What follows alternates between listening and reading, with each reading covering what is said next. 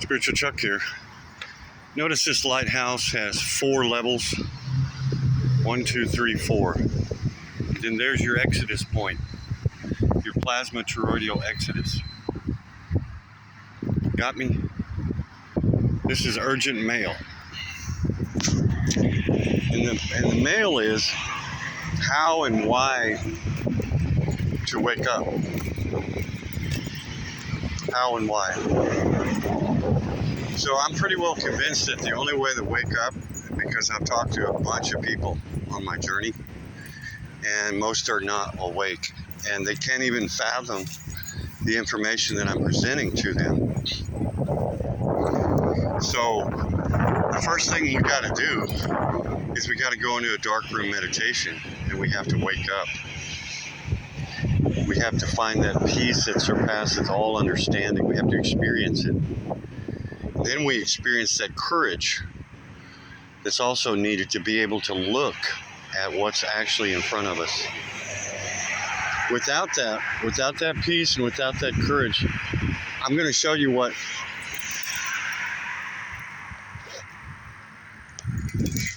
I'm going to show you the cigarette hanging out of my mouth.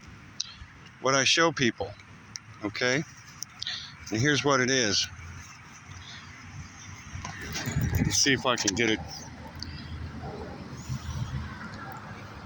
Okay, Spiritual Chuck, YouTube, waters from above, cures all diseases. Plasma toroidal exodus. Number 1 on the list. Number 2, Asparsa Yoga. I'm going to change this up, folks, and I'm going to put Asparsa Yoga as the number 1 thing to do first. Because without the Asparsa Yoga, you're not going to be able to handle this information and be able to go into the waters. You have to decondition yourself. You realize that your pee is actually waters from above. It's the water of life. It's amniotic fluid. And until you decondition yourself, you're not going to be able to go into the waters. You can barely go into the distilled water. 2 is, Asparsa Yoga is the last yoga. It's a darkroom meditation. It's a direct path to God. And the reason that we need to do this is because of this third thing. 5G equals COVID, which is plus an upgrade to a higher frequency Wi-Fi. You see that word right there on the bottom? That's what we're talking about. So it's like they upgraded my phone and I went from 5,000 to 235,000 on my meter. So it's like, and I felt the noticeable difference. And so here's the thing. You go through the distilled water, the Asparsa Yoga, you go into a dark room meditation, and you go to sleep for 3 or 4 days. And you take some water with you, some pure water. And you take a drink and you take a leak and you lay back down again. And you save your pee. You're going to need it later. As soon as it cures, it's like distilled, you know. It's all motion from that stillness. And we need that motion to make our plasma toroidal exodus. So you find the peace and then you find the motion, the stillness and motion.